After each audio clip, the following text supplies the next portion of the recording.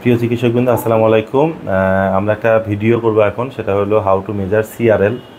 CRL হলো এমন একটা ফিটাল বায়োমেট্রি যেখানে আমরা CRL stand for crown Ram length. আমরা আসলে মাথা থেকে কোন পর্যন্ত মাপি আপু? বাটক পর্যন্ত মাপি। হ্যাঁ, এইখানে আমাদের মাথায় রাখতে হবে আমরা কখনও বাচ্চা লিম্সকে ইনক্লুড করব না, ইয়ক স্যাককে ইনক্লুড করব না। তো দেখি আমরা একটু কত উইক্সের প্রেগনেন্সি এবং কীভাবে মেজার করে আসুন দেখি। হ্যাঁ, আমাদের আপুরা হেল্প করতেছেন, ওনারা সবাই ডাক্তার, একটু মনিটরের কাছে আসে। আচ্ছা, একটা আর্লি প্রেগনেন্সি আমরা পেয়েছি, যদিও আমাদেরকে অ্যাজ ইউজুয়াল রুগী বলছিল 5 মাস। সো ওনাদের একটা হিসাব থাকে, সেটার সাথে ডিফার করে। সো আমি যে আপনাদেরকে একটা পড়াই আর্লি প্রেগনেন্সিতে প্রিপারেশন, বলি যে ব্লাডার হইলো ফুল থাকবে কত, বলি বই তো লেখা 12, আমি বলি 16। কেন? আজকে তো প্রমাণ পাইলেন যে কারণ রুগীদের একটা আলাদা হিসাব থাকে, সেটার সঙ্গে আমাদের হিসাবটা মিলতে চায় না। সো ভেরি নাইস প্রেজেন্টেশনের বাচ্চা আছে। সো আমরা যদি এটাকে একটু ডেপটা অ্যাডজাস্ট করি, বাচ্চাটা আরও সুন্দরভাবে আসবে। তো এইটা আমাদের কিন্তু বাচ্চার কি হেড, এই দিক থেকে একটু ধরি। হ্যাঁ, আচ্ছা, এই যে বাচ্চাটা আমরা একদম বডির মুভমেন্ট দেখতে পাচ্ছি, বাচ্চার লিম্সগুলো দেখা যাচ্ছে। হ্যাঁ, সো আমরা আরও কিছু দেখা যায় কিনা দেখি। এইটা ইয়ক স্যাক আমাদের দেখা যাচ্ছে, একটু কাছে নিয়ে আসবেন। হ্যাঁ, ইয়ক স্যাক আমরা একটু গেইনটা বাড়ায় দিই, তাহলে দেখতে পারবো। এই ইয়ক স্যাকটাও দেখা যাচ্ছে আমাদের। হ্যাঁ, আচ্ছা, বাচ্চাটাকে ঘিরে যে মেমব্রেনটা থাকে অ্যামনিওটিক স্যাক, এই যে একটু একটু আসতে ছিল আমাদের এই জায়গাটাতে। বাচ্চাটাকে ঘিরে যেটা থাকবে সেটা অ্যামনিওটিক স্যাক। আমি একটু যদি পুয়াটা বলি, পুয়াটা আমাদের জেস্টেশনাল স্যাক। বাচ্চাটাকে ঘিরে এই যে স্যাক দেখা যাচ্ছে একটা, এই স্যাকটা হলো আমাদের বাচ্চাটাকে ঘিরে থাকবে, এটাকে অ্যামনিওটিক স্যাক। বাকিটুকু আমাদের কোরিওনিক স্যাক হবে। আর এখানে আমরা ইয়ক স্যাকটা একটু আনতে পারতেছিলাম। আমরা জানি প্লাসেন্টা ডেভেলপমেন্টের আগ পর্যন্ত এটা বাচ্চাকে নিউট্রিশন দেবে।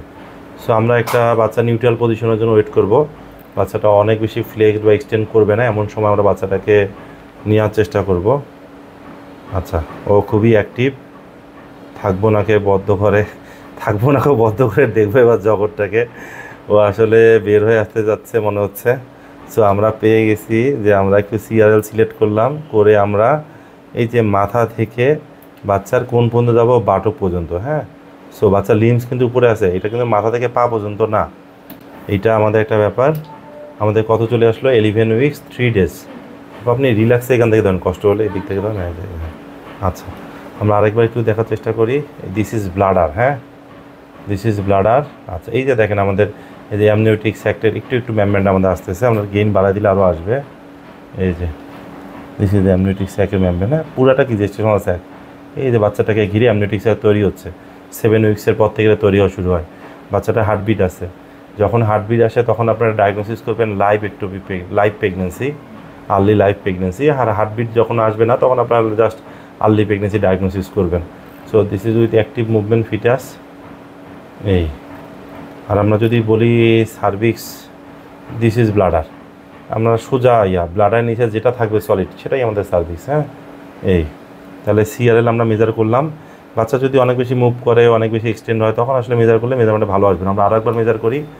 এই বাচ্চাটা এখন দেখেন ফ্লেক্সড হয়ে গেছে কিন্তু বেশি। এই যে এর চিনটা এসে থোরাক্সে লাগতেছে, তার মানে বেশি ফ্লেক্সড হয়ে বেশি পেন।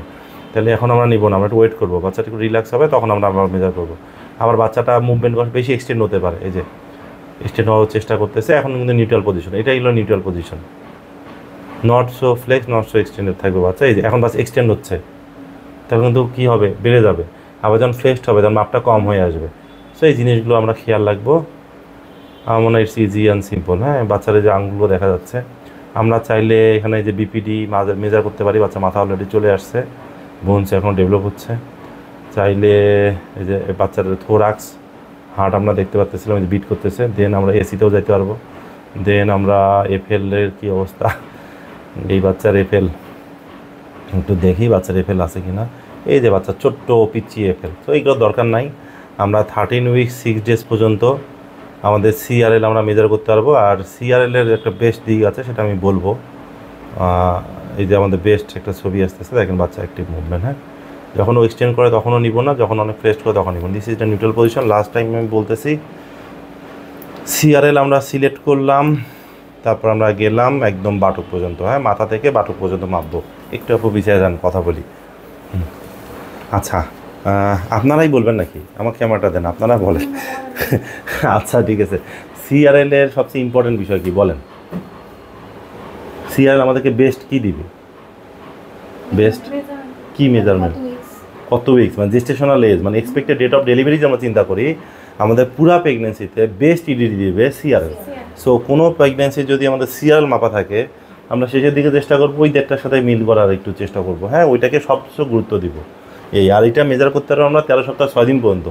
এটা 7 উইক্সের পরে মাপা যায়, বাট ইয়কস্যাকের মধ্যে যদি ফুল আসে ইয়কস্যাকের পাশে, আমরা 6 উইক্স থেকেও কিন্তু যদি বেশি এক্সপার্ট হই তখন থেকেও সিআরএল মাপা শুরু করতে পারবো। তো অনেক সময় বলে যে 7 উইক্সে আমি সিআরএল মাপছি, জেস্টেশন স্যাকও মাপছি, কোনটা দিব? আপনি দুটোই দিতে পারেন। আমরা লাস্ট টাইমেস্টারে গর্ত করি, but CRL is more accurate. So আবার দেখা হবে, ধন্যবাদ।